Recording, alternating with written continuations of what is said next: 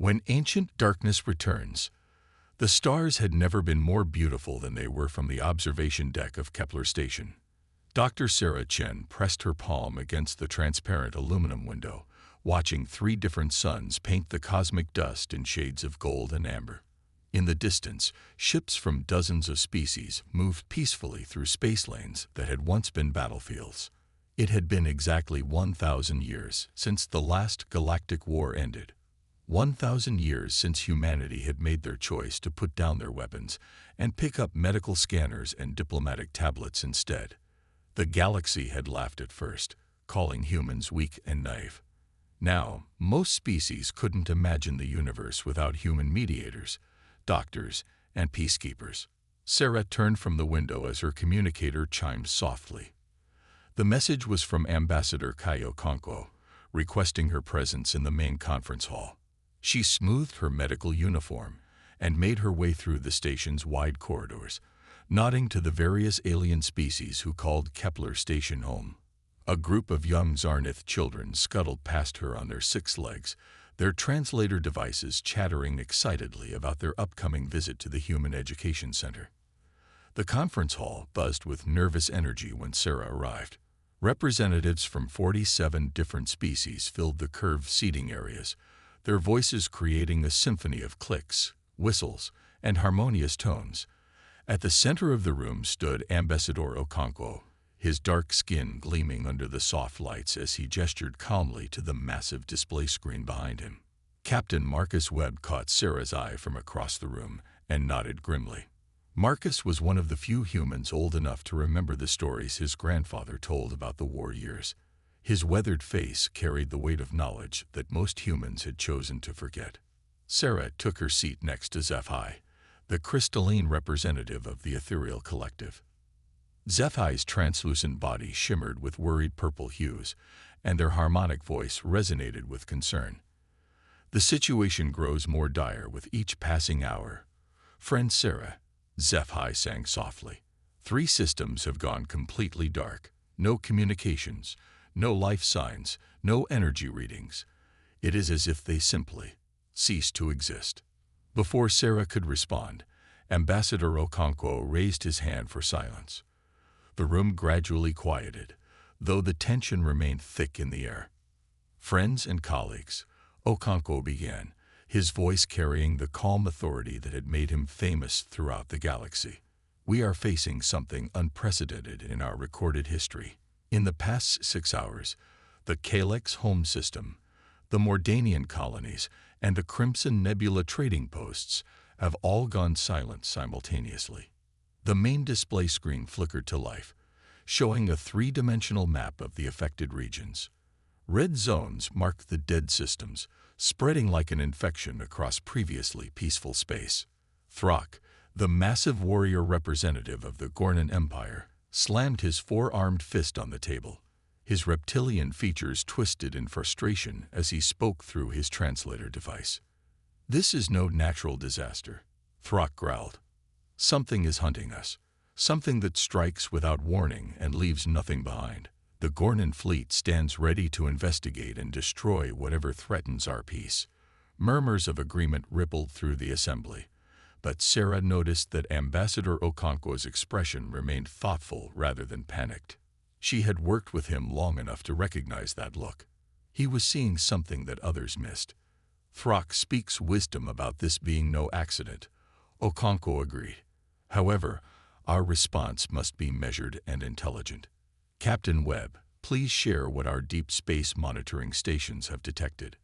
Marcus stepped forward, his military bearings still evident despite decades of peace. He gestured to the display, which now showed a series of energy readings and sensor data. 3 hours ago, our automated probes detected massive energy signatures moving through hyperspace, Marcus reported. "The signatures don't match any known technology in our databases. They appear to be artificial constructs of enormous size, moving with purpose and coordination. Based on their trajectory and the timing of the attacks, we believe they're heading toward the galactic core." A wave of fear swept through the assembly. The galactic core contained the most populous systems in known space, including several major homeworlds. If whatever had destroyed the outer systems reached the core, billions of lives would be at risk. Zephay's body flashed bright red, a sign of extreme distress among their kind. We must mobilize every fleet, every weapon, every defense we have. They harmonized urgently. If these entities reach the populated worlds. Wait, Sarah interrupted, standing slowly. All eyes turned to her as she moved to the center of the room. Her medical training had taught her to look for patterns that others might miss, and something about this situation felt familiar in a way she couldn't quite place. Has anyone considered why these attacks are happening now? She asked. After 1,000 years of peace, something awakens and begins destroying systems. But look at the targets. She gestured to the display. The Keleks were known for their aggressive expansion before the peace treaties. The Mordanians were weapons manufacturers. The Crimson Nebula posts were built on old military installations. Throck shifted uncomfortably in his seat. The Gornan Empire had been among the most warlike species before the Great Peace, and Sarah's observation clearly made him nervous. Okonkwo nodded slowly. Dr. Chen raises an excellent point. There may be a pattern to these attacks that we're not seeing yet. Before we respond with force, perhaps we should try to understand what we're facing. Understand? Throck roared, rising to his full 3-meter height. While we talk and analyze, more innocents die. The Gornan way is swift justice against those who threaten the peace. We will hunt these invaders and destroy them before they can strike again. Several other representatives voiced agreement, their various forms of communication creating a cacophony of martial determination. But Sarah noticed that the human delegation remained quiet, watching and listening, rather than joining the calls for immediate military action. Marcus activated his personal communicator and spoke quietly into it.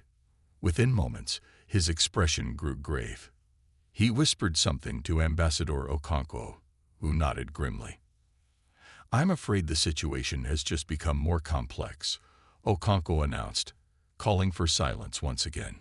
Captain Webb has received word that our deep space sensors have detected the unknown entities changing course. They're no longer heading for the galactic core. They're coming here, to Kepler Station. The room erupted in panic. Representatives began shouting orders in dozens of languages, calling for evacuation ships and military escorts. Some species began evacuating the conference hall immediately, their survival instincts overriding diplomatic protocol. But Sarah remained calm, her mind racing through possibilities. She looked at Ambassador Okonkwo and saw the same thoughtful expression on his face. Humans had survived the darkest periods of their history not by being the strongest or the fastest, but by being the most adaptable and observant. How long do we have? She asked Marcus quietly. Based on their current speed, approximately 18 hours, he replied. But Sarah, if these things can destroy entire star systems, what chance does a single space station have? Sarah turned back to the display, studying the energy signatures and movement patterns. Something deep in her mind was connecting dots that she couldn't quite see yet. The attackers weren't random destroyers. They had purpose, intelligence, and most importantly, they were making choices about their targets. We need to study everything we can about the destroyed systems, she said firmly. Their history, their military capabilities, their cultural patterns. If we can understand why these systems were chosen, we might understand what's coming for us. Zephai approached her, their crystalline form now pulsing with determined blue light. The Ethereal Collective's memory archives contain detailed records of all galactic civilizations. We will share everything we have. Other representatives who had initially rushed toward the exits began to return, drawn by the calm confidence of the human delegation. Throughout their history, humans had earned a reputation for finding solutions when others saw only problems. Ambassador Okonkwo addressed the reassembling crowd. We have 18 hours to understand this threat and formulate a response. I propose we use this time wisely. Dr. Chen will lead a research team to analyze the pattern of attacks. Captain Webb will coordinate our defensive preparations. But remember, our greatest strength has always been our unity, and our willingness to choose understanding over fear. As the various delegations organized themselves into working groups, Sarah couldn't shake the feeling that humanity was about to face a test that would define not just their survival, but their very identity as a species. For 1,000 years, they had chosen peace over war, healing over harm, understanding over ignorance. Soon, they would discover if those choices had been the greatest strength or the greatest weakness in human history. The ancient darkness was returning, and it was hunting. But what it would find when it reached Kepler Station was not the weak, defenseless prey it expected. It would find humans, and humans had learned something during their millennium of peace that no other species had mastered. They had learned that true strength comes not from the ability to destroy, but from the wisdom to choose when not to fight at all. Why peace was our greatest weapon. The research center of Kepler Station had never been busier. Dr. Sarah Chen stood at the center of a holographic display that showed the entire galaxy, with red markers indicating the destroyed systems and yellow traces showing the movement of the unknown entities.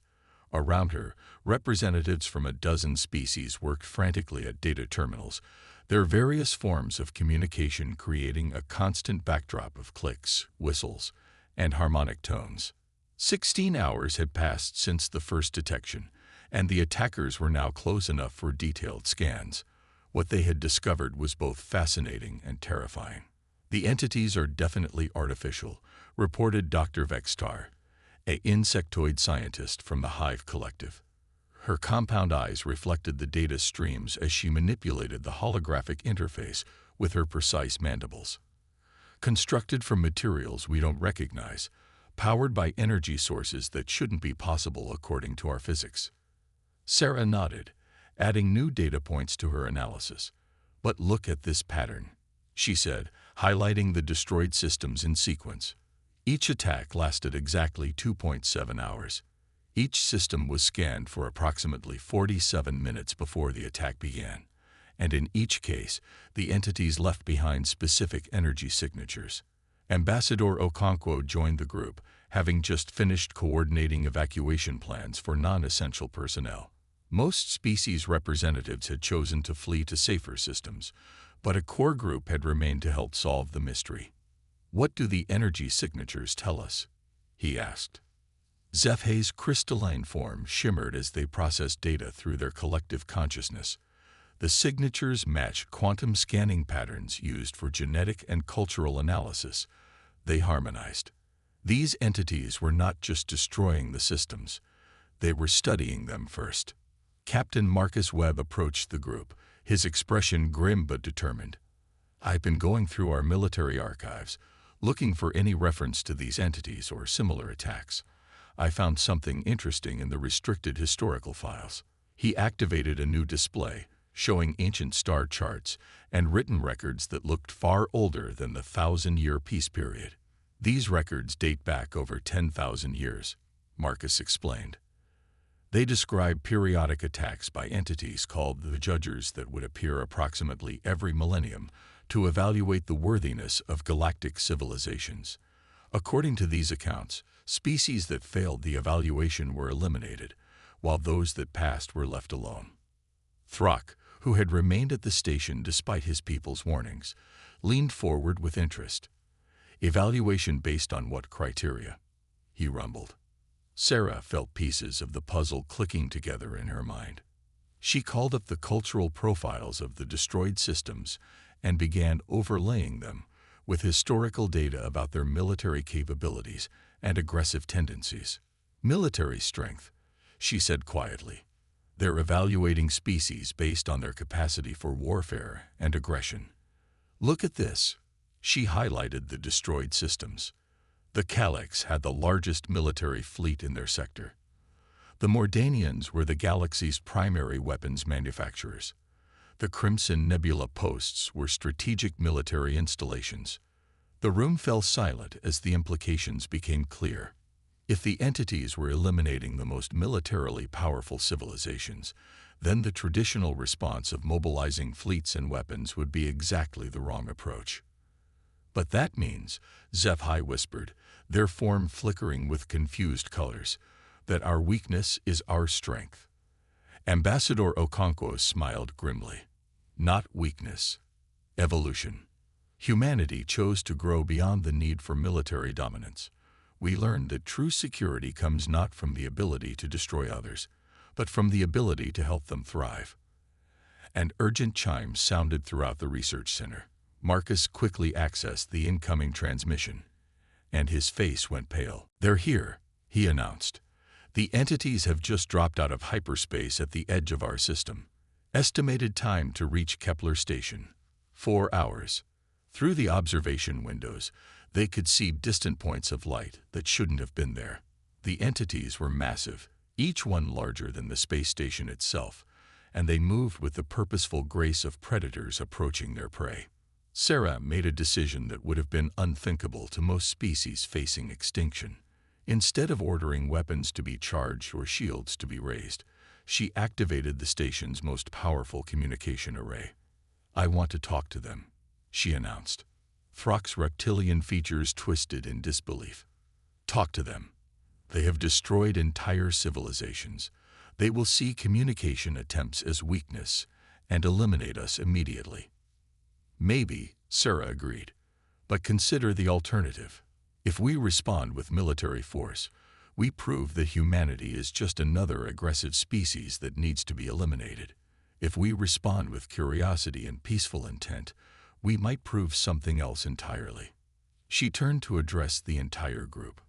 "For 1,000 years, humanity has chosen to be healers instead of warriors, builders instead of destroyers, mediators instead of conquerors.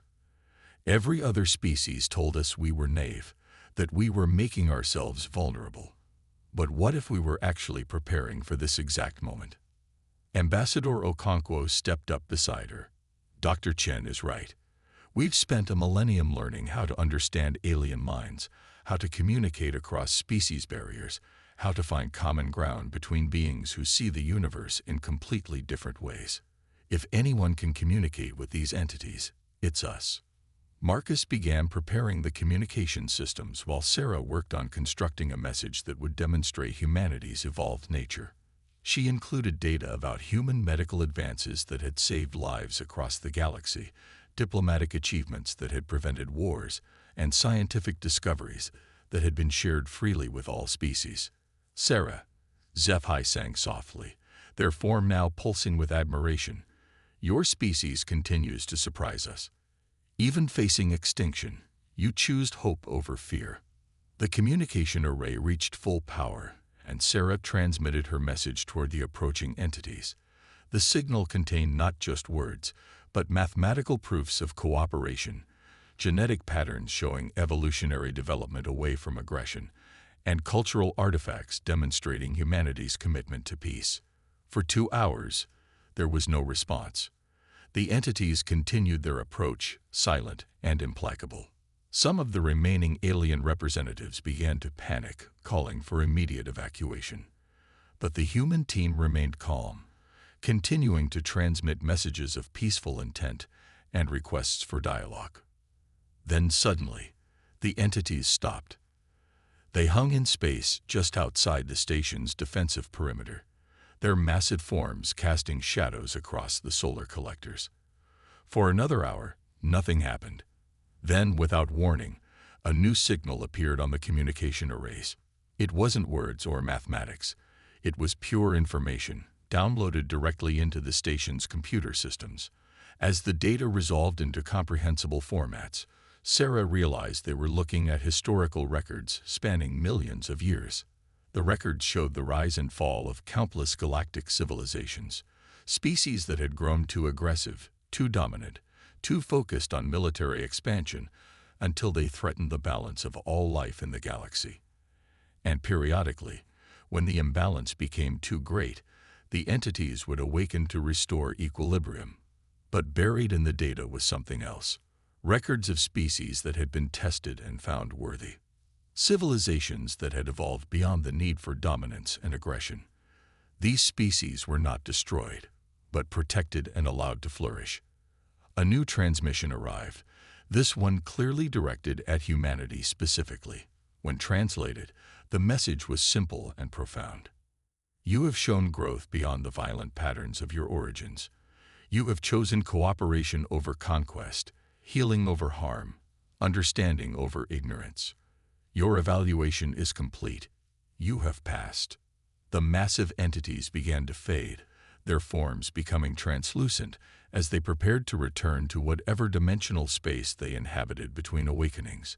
But before they disappeared entirely, one final message arrived. Continue to guide others toward this path. The galaxy needs guardians who understand that true strength comes from the choice not to use power destructively. You are now the silent guardians of peace. As the entities vanished, leaving only empty space where they had hung moments before, the remaining representatives on Kepler Station sat in stunned silence. Humanity had just passed a test that had eliminated countless other civilizations throughout galactic history. Throck was the first to speak, his voice uncharacteristically quiet. The Gornan Empire, we would have failed this test, wouldn't we? Ambassador Okonkwo nodded gently. But you don't have to. That's the beauty of what we've learned. Evolution isn't about becoming weak or defenseless. It's about becoming wise enough to choose when not to fight, strong enough to help others grow, and brave enough to trust in cooperation over competition. Dr. Sarah Chen looked out at the stars, which seemed somehow brighter and more welcoming than they had before. Humanity had been preparing for this moment for 1,000 years without even knowing it. Every choice to heal instead of harm, every decision to mediate instead of dominate, every moment they had chosen to see potential enemies as future friends had been building toward this test. They had passed not because they were weak, but because they had discovered a form of strength that transcended physical power. They had become the guardians of peace not through conquest, but through example. The galaxy would continue to evolve, and other species would face their own tests in time. But now they had guides who understood that the ultimate victory wasn't over others, but over the destructive impulses within themselves. The silent guardians would be watching, helping, and when necessary, showing others that the greatest strength of all was knowing when not to fight.